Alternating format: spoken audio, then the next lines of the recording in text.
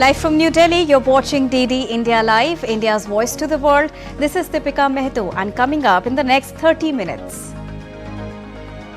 Hurricane Beryl strengthens as highest category on way to Jamaica, threatens catastrophe. St. Vincent and the Grenadines, PM says 90% of the houses severely damaged or destroyed, confirms one death. US President Joe Biden wants Supreme Court presidential immunity ruling is dangerous precedent. Top court rules Trump has absolute immunity for official acts. Ruling makes a Trump trial before election improbable. Israel orders evacuation of Southern Gaza after Lebanon fires barrage of rockets. Prime Minister Netanyahu says military is nearing the end of the stage of eliminating Hamas's army in Gaza. India's Prime Minister Narendra Modi to reply to the motion of thanks on President's address, addresses MPs at NDA parliamentary meeting, instructs them to follow Parliament's rules and conventions and prioritize service to the country.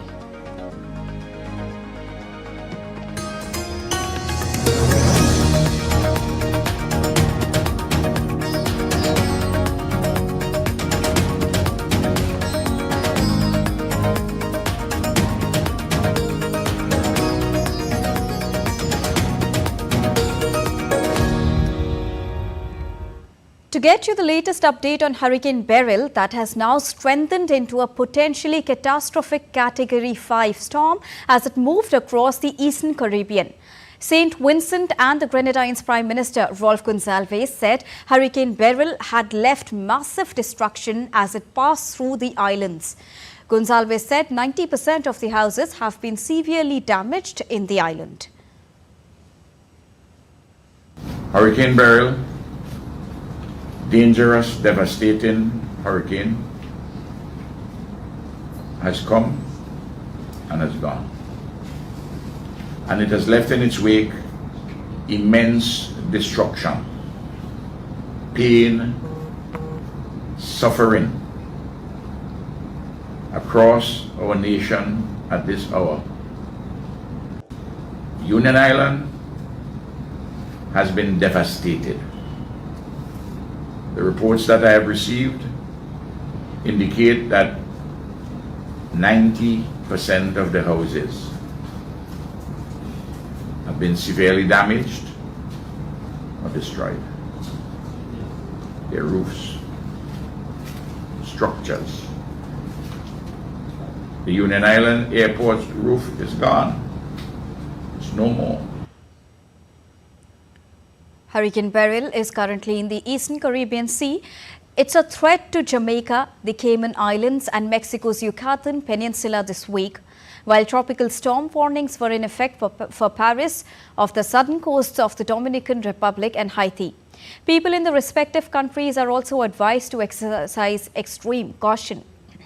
Beryl marks an unusually fierce and early start to this year's Atlantic hurricane season that scientists argue that climate change likely added to how quickly the unusually fierce early storm formed.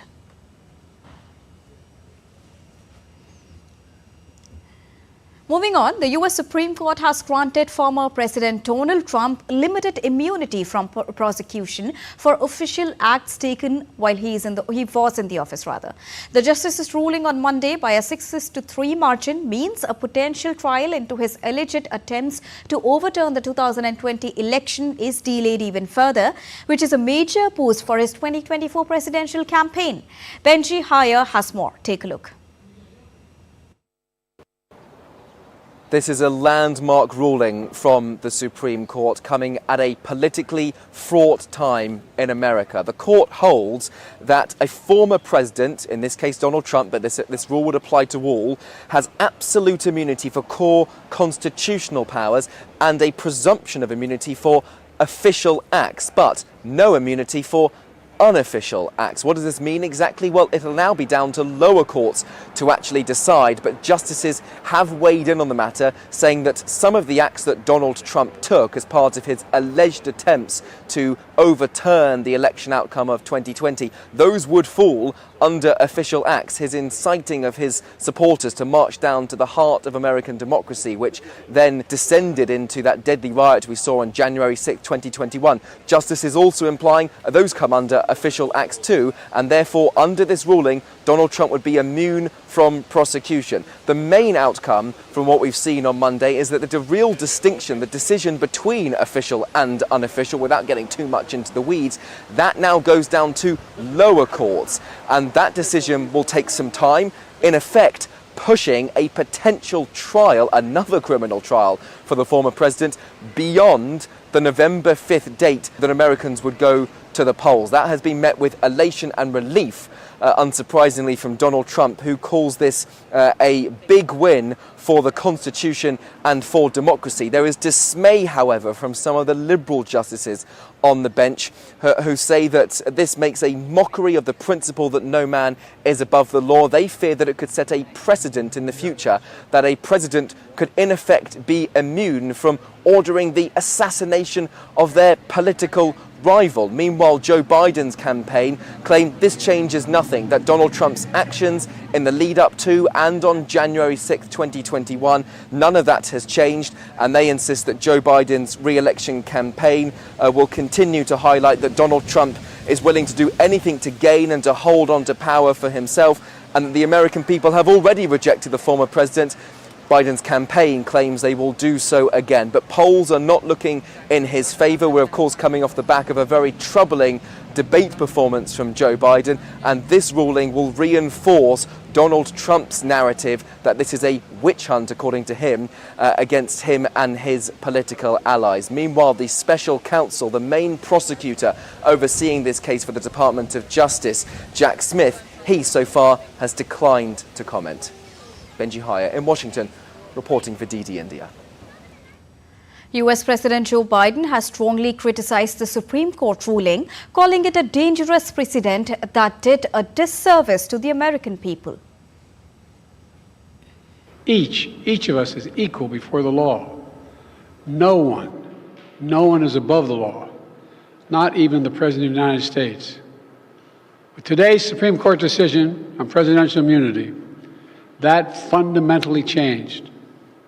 For all practical purposes, today's decision almost certainly means that there are virtually no limits on what a president can do. This is a fundamentally new principle, and it's a dangerous precedent, because the power of the office will no longer be constrained by the law, even including the Supreme Court of the United States. The only limits will be self-imposed by the president alone. And now let's get you updates on Israel-Hamas conflict. Israeli military has asked the residents of several neighborhoods in eastern Khan Yunis in southern Gaza to evacuate to east after rockets were fired towards Israel. It comes after about 20 rockets were launched in the heaviest such attack in months, with a number intercepted and others landing in open areas with no injuries reported. Elsewhere, fierce fighting continued for a fifth day in Shijaya in the north of Gaza and in the southern Rafah area. Israeli Prime Minister Benjamin Netanyahu said on Monday that Israel was nearing its goal of taking out the military capabilities of Hamas. He further added that less intense operations would continue. We are advancing to the end of the phase of eliminating the terrorist army of Hamas, and there will be a continuation to strike its remnants. Meanwhile, Yemen's Houthis said on Monday that they conducted 4 military operations. On target were 4 ships in the Red, Arabian and Mediterranean seas, as well as the Indian Ocean linked to the United States, United Kingdom and Israel. Yemen's Iran-aligned Houthi group has been launching drone and missile strikes in shipping lanes since November, saying they are in solidarity with Palestinians in Gaza. Now, the coming months will be challenging for carriers and businesses as Houthi disruptions continue into the third quarter now. Maersk and other shipping companies have diverted vessels around Africa since December to avoid attacks by Iran-aligned Houthi militants in the Red Sea. The situation has increased transit times and operational costs, impacting global supply chains and leading to delays in delivery of goods. The ongoing instability also underscores the need for enhanced maritime security as well.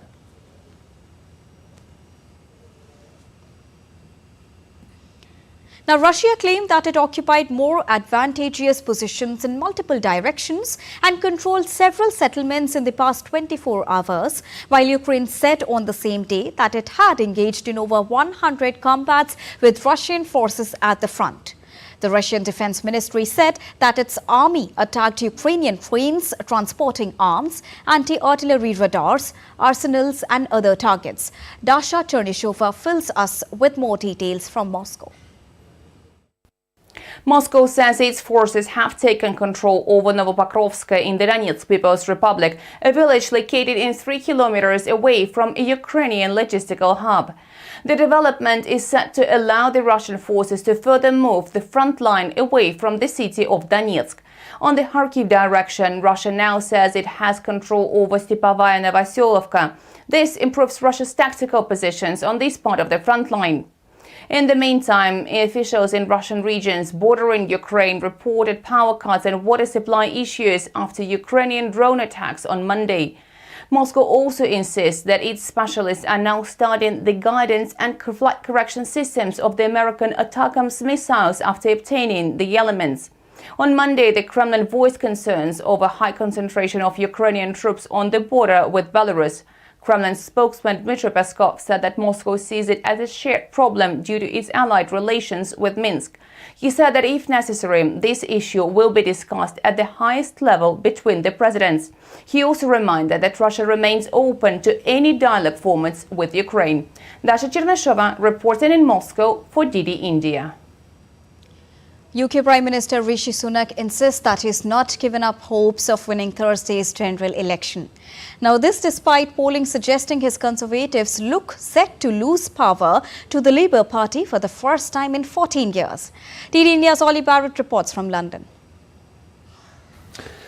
We really are moving towards the final hours of the campaign now, and some of the attacks that the parties are making on each other and that the leaders are making on each other have really been recurring themes throughout the campaign. The Conservatives say that if Labour get into power, there will be tax rises that will make life harder for families up and down the country. The Labour Party is rejecting the Conservative characterisation of its economic plans and insists that it is time for change. We also know that Reform UK, led by Nigel Farage, have been polling well. What is less clear is whether they will bring home any or more than a handful of actual MPs, actual seats at Westminster. The traditional third party in British politics, the Liberal Democrats, they hope to do much better than at the last general election. They've been having 15 MPs in recent years in Westminster. They could be set for as many as 50 or so, according to all of the latest polling this time around. So that would be considered a success for the Lib Dems, if that is indeed what we see. Immigration, the economy, the National Health Service, international affairs like policy on Ukraine, all of these things have been central themes in the election campaign, but all of the polling suggests that we could be set for a Labour government for the first time in 14 years, potentially with a significant majority. Ollie Barrett in London reporting for DD India. It's now time to take a short break here on DD India Live, but still to come on the other side. 24th meeting of the SCO Council of Heads of State all set to be held in Astana. Over 2.75 lakh affected as floods batter Assam. And Arena Sabalanka pulls out of Wimbledon.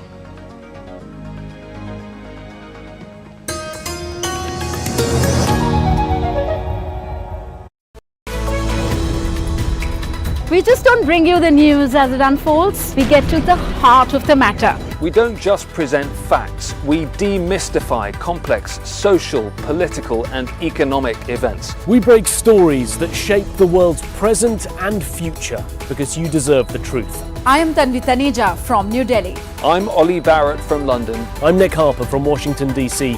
Join us on DD India Global Monday to Friday at these times.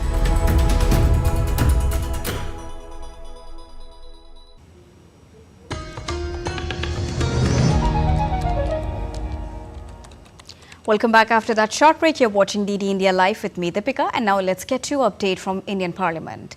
Now in the Indian Parliament, a debate on the motion of thanks for the presidential address continue in both the houses. Prime Minister Narendra Modi is expected to speak in Lok Sabha, the lower house of the Parliament, during the motion of thanks to the President's address later today. Leader of opposition in Lok Sabha, Rahul Gandhi, also took part in the discussion. This was the first speech of Rahul Gandhi in Lok Sabha as leader of opposition on Monday. As the discussion on the motion of thanks will also be taken forward in the Rajya Sabha, 16 hours were kept for discussion on the President's address in the Lok Sabha and 21 hours in Rajya Sabha.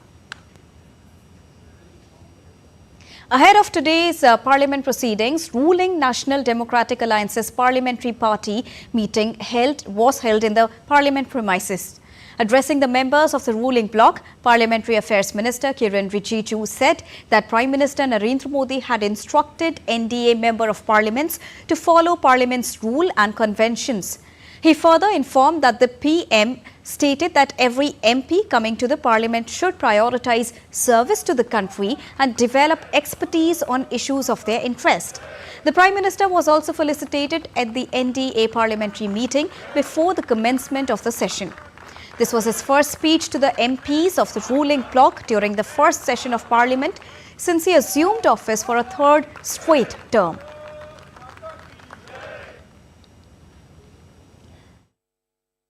NDA के साथियों के साथ सारे MPs को share किया है और जो गाइड किया है, हम लोगों को एक मंत्र दिए हैं, ये बहुत महत्वपूर्ण है।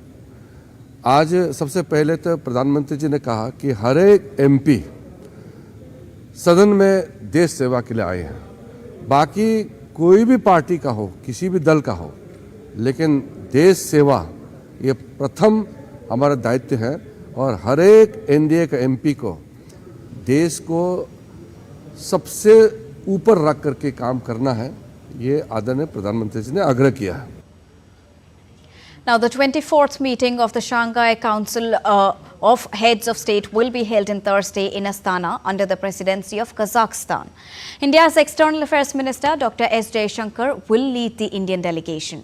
At the summit, the leaders are expected to review the organization's activities over the past 2 decades and discuss the state and prospects of multilateral cooperation. Topical issues of regional and international importance are also expected to be discussed at the meeting. India, under its first SCO, hosted the 23rd meeting of the SCO Council of Head of States on the 4th of July last year in a virtual format.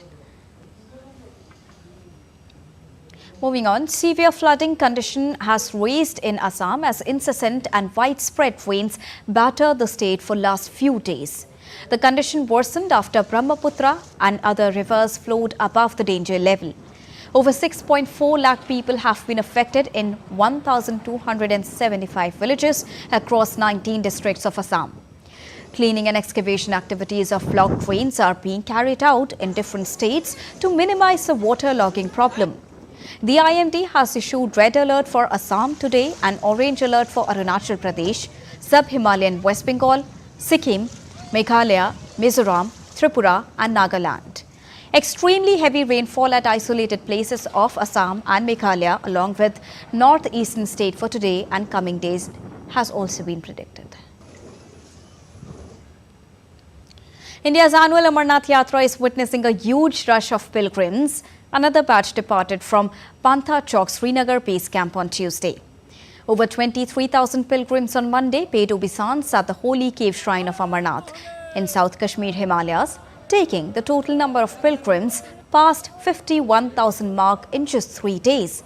Adequate arrangements with regard to security, sanitation and medical facilities have also been made to make the pilgrimage a comfortable experience for the pilgrims.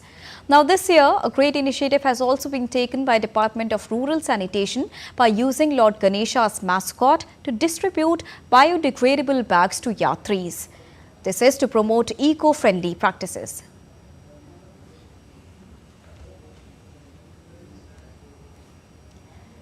An old train coach revived into a restaurant called Dadar Darbar, yet another restaurant on fields of the Indian Railways.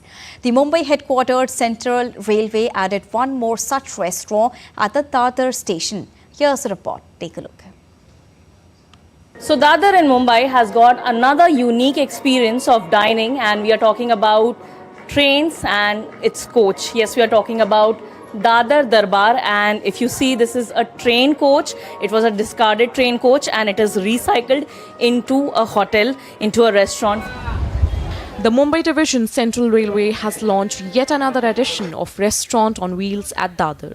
The new landmark is named Dadar Darbar and is situated at Dadar Station Garden area. The earlier discarded rail coach has been transformed into a restaurant that can accommodate up to 72 diners inside the coach. We have an express menu so that if someone wants to catch a train, we have express menu so that they can get their food in 5 minutes. And we have a multi-cuisine menu. It is operated by a private firm, Unique Enterprises, and offers a convenient and accessible location for diners. Dadar Darbar was launched on May 30 of this year, and since then, the restaurant has garnered significant attention. The restaurant on wheels is on the lines of reduce, reuse and recycle.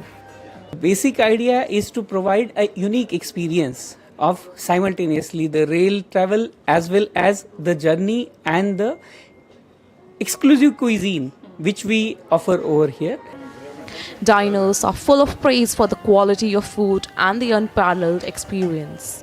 Idea इनका बहुत अच्छा लगा और यहाँ के खाने के बारे में बोलेंगे तो फिर वो भी बहुत अच्छा है। जो हम बोगी में बैठे ऐसा लगता नहीं कि बोगी में हम बैठे, ऐसे लगता है कि कोई राज दरबार में बैठे हैं। सर्विस भी बहुत अच्छी है और खाने में इधर मजा आ गया। More such restaurants will be coming up in various locations in Maharashtra. This is part of the railway's passenger-friendly initiatives at popular locations having high footfall. All the coach that you're seeing is transformed with beautiful wallpapers, with beautiful convenient seatings and everything, and there's a lot of people who are enjoying it. And likewise, this is one place where people who have to wait for longer hours for their train journey to begin or for their train journey where it's a break, they can come and enjoy over here. With camera person Kapil Maske, this is Shama Mishra for DD India, Mumbai. You're watching DD India Live, and now it's time to get you all the latest from the world of sport. To begin with tennis first. Wimbledon favourite Aryna Sabalenka pulled out shortly before her opening match on Monday due to a shoulder injury. The two-time Australian Open champion was seeded third at the All England Club and was supposed to play Amina Bektis of the United States in the first round on day one at cross-court Grand Slam tournament. However, the Belarusian was replaced in the draw by lucky loser Aryna Andreeva. Sabalenka, who suffered a lower back injury this year and struggled with illness at the French Open, sustained the injury during last month's Berlin Open. In men's singles category, third seed Carlos Alcaraz endured an early test in his Wimbledon title defence, but the Spaniard quelled the challenge of Estonian qualifier Mark by 7-6, 7-5 and 6-2 and moved into the second round on Monday. The 21-year-old dropped serve midway through a high-quality opening set before battling back to clinch it in a tiebreaker. Meanwhile, Lehal broke Alcaraz again early in the next set, but he was unable to make the advantage count and his opponent broke back to love immediately before bouncing again in the 11th game. With the momentum having swung, Alcaraz continued to reel off the points for a two-set lead and raised his game further with a superb backhand cross-court winner. And that's all for this edition of TD India Live. But let us know your thoughts on the news of the day. For those on the go, you can get all the latest news and updates from India and across the world on TD India mobile app. The app is available on both Android and iOS platforms. Scan the QR code on the screen to download it right now.